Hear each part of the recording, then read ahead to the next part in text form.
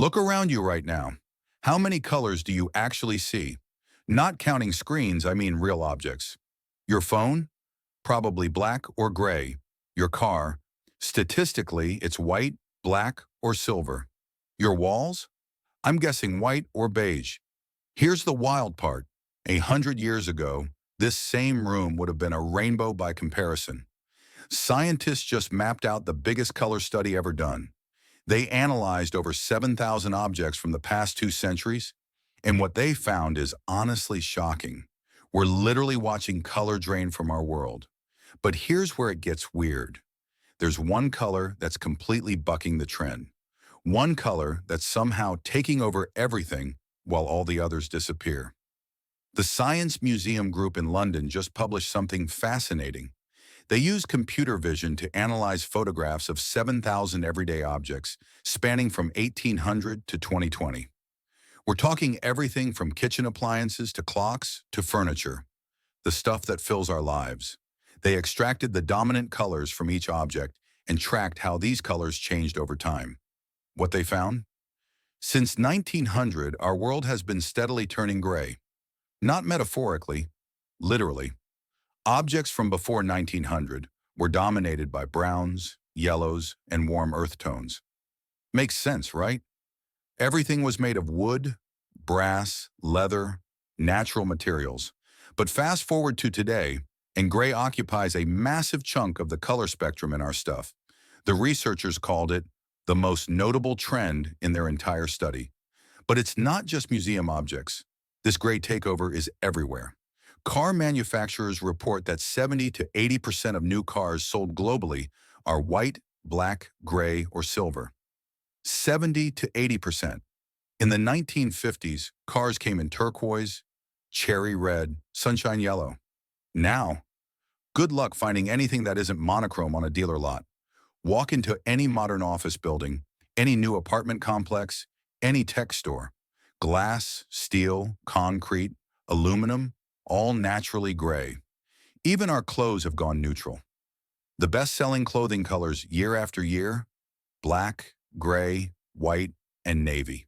We've essentially created a grayscale world and convinced ourselves it looks sophisticated.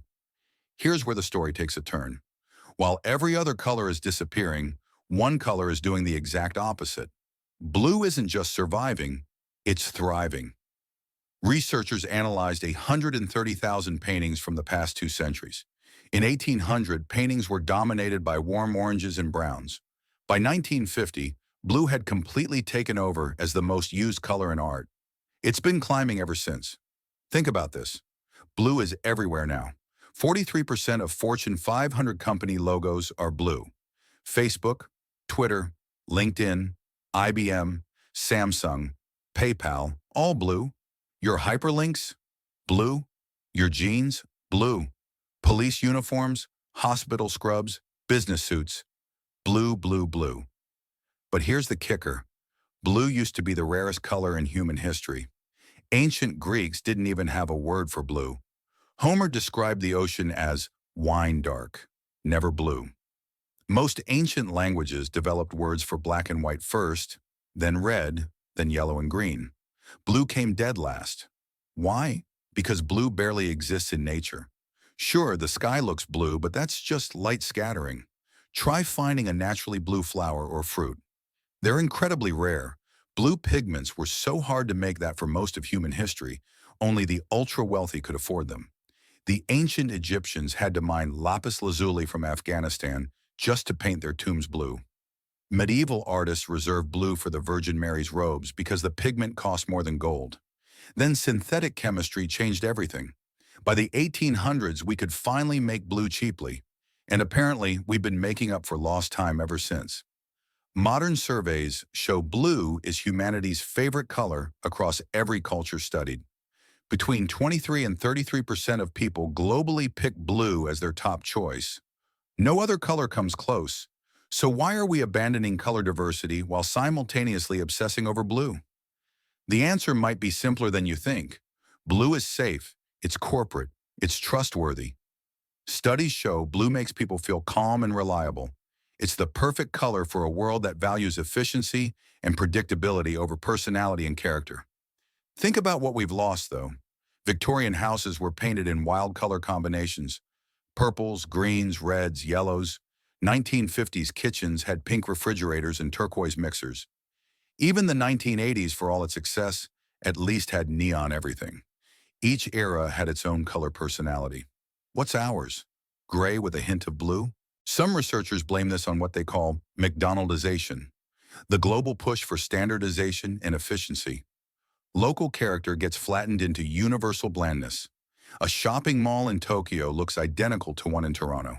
Same gray tiles, same white walls, same blue signage. Others point to minimalism and modernism. Less is more became less color is more sophisticated. We've convinced ourselves that neutral equals elegant, that color equals childish. But who decided that? When did we agree to live in a world that looks like it's been put through an Instagram filter that removes saturation? Here's the thing about blue, though. It's playing a double game. While other colors truly disappeared, blue just switched categories. It went from being a color to being almost a neutral itself. Think about it. We treat blue jeans like they match everything, just like black pants. Navy suits are considered as formal as black ones. Blue has somehow become both a color and not a color at the same time. There's even evidence that blue might be too successful for its own good. Studies of social media show that images dominated by warm colors like red and pink get shared way more than blue images. Blue is pleasant but not exciting. It's the color equivalent of elevator music. Everywhere, inoffensive, and completely forgettable. But wait, it gets weirder. Our screens might be accelerating this whole trend. Blue light has the highest energy in the visible spectrum, which is why your phone can keep you awake at night. But it also means blue shows up better on screens than any other color. In a world where we spend 8 hours a day staring at displays, blue has a massive built-in advantage. So where does this leave us? Are we headed for a future that's entirely gray and blue? Some designers think we're already seeing a backlash. Gen Z is bringing back bright colors in fashion and design. Maximalism is trending on social media. Maybe the pendulum is starting to swing back, or maybe not. Maybe we're so used to our muted world that real color now feels overwhelming. Maybe we've trained ourselves to see restraint as sophistication, to view colorfulness as chaos. Next time you're shopping for literally anything, a car, a phone case, a couch, notice how many options are some variation of gray, black, white, or blue. Then ask yourself, when did we decide the future should look like a concrete parking garage with blue accent lighting? The world isn't becoming more black and white. It's becoming more gray and blue. And nobody asked us if that's the future we wanted.